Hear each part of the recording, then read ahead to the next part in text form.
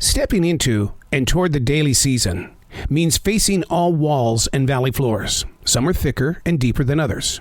Getting to the other side requires an avenue of not wishful thought, but truth-filled awareness. Call out your moment. Don't bury it like a dog does their bone. My girl Jazzy is famous for moving her food to a different place. I mean, she will just dig up the land and put the food in the ground. She likes to hide her leftovers in the bowl. She can't take any of her toys outside because she's going to hide them for future play, which she may not get back to because the world that she plays in is always different. So when you step into a daily season, you're accepting the openness of an opportunity.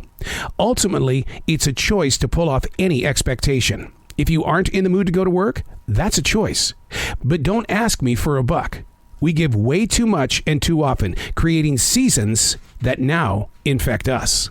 Hey, it's Arrow. This is The Daily Mess, a chronological walk through an everyday world. I am a daily writer. I observe life. I always say that I am a silent wolf. I'm sitting underneath a brush and I'm watching as things happen. And then I learn about them. I learn so I can teach, so that we can have a stronger, better connection. This is The Daily Mess.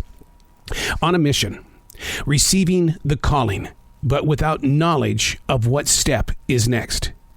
We tend to rely on what we feel and not what we know, because what we hold is knowledge, and it's constantly being redesigned by the atmosphere of growth. No day passes that we aren't challenged to take a different route, which can inspire or spoil ambition in motion on a mission. Do you see it or do you feel it?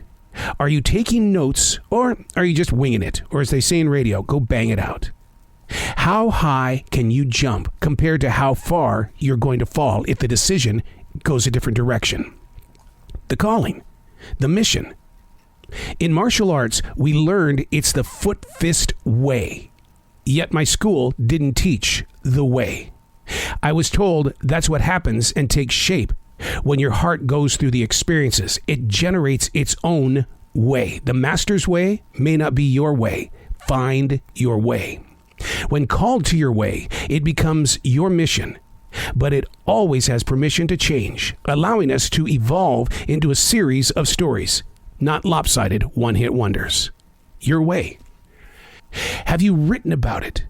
Have you spoken about it in a way that says, wow, this is what I have been doing. I didn't realize that it was a physical path, a lifestyle filled with changes and challenges. Sometimes we had to set it aside, but somehow we got back on it again. Your way. What is that way that you're walking? Or how would you like to shape your way? I've always believed that the way picks us. We don't pick it. We are taught how to do different things, but the way that you are shaped is the way that you're going to walk. My master in martial arts was absolutely right. I may have been in his class learning martial arts his way, but it didn't sway my way. It was a different story of community on how to get involved, spiritually, speaking, as well as just jumping into the community and listening. What is your way? Challenge yourself to just look into the purpose of it. And when you find your way, amazing things happen when you become aware of your mindfulness. I'm Arrow, and that's The Daily Mess.